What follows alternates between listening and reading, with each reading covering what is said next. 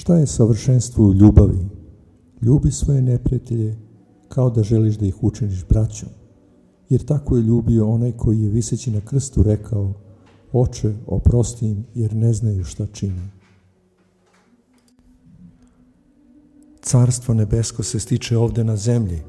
U molitvi ništa ne treba zamišljati, nikakve slike, nikakve predstave.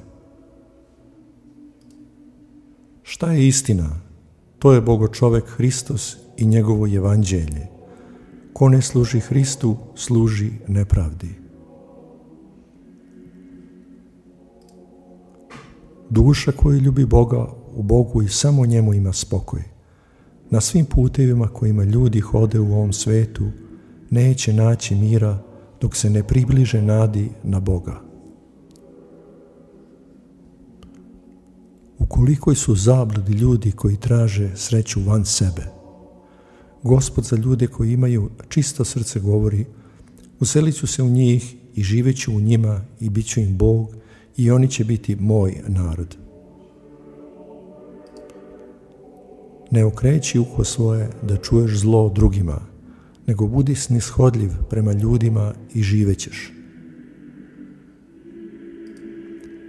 Što je čovjek jednostavniji, ljubazniji, društveniji, tad je iznutra srećniji i mirniji.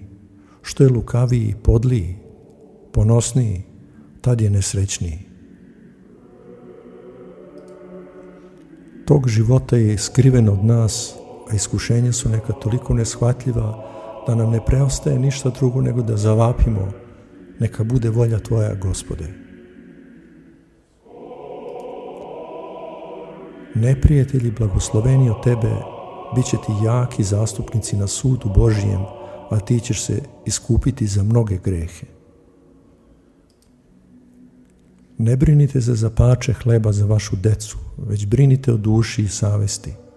Tada deci tvoje neće ništa nedostajati, a ti ćeš biti blagosloven i na zemlji i na nebu. Dela roditelja su kao knjige iz kojih se pre svega deca uče.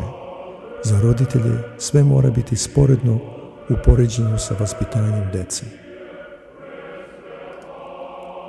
Molite se kao dete, u prostoti srca, za sve svoje potrebe i prepustite se volji Božjoj, jer Gospod gradi naše spasenje. Bolje neka vas sveti oci privedu i evanđelju.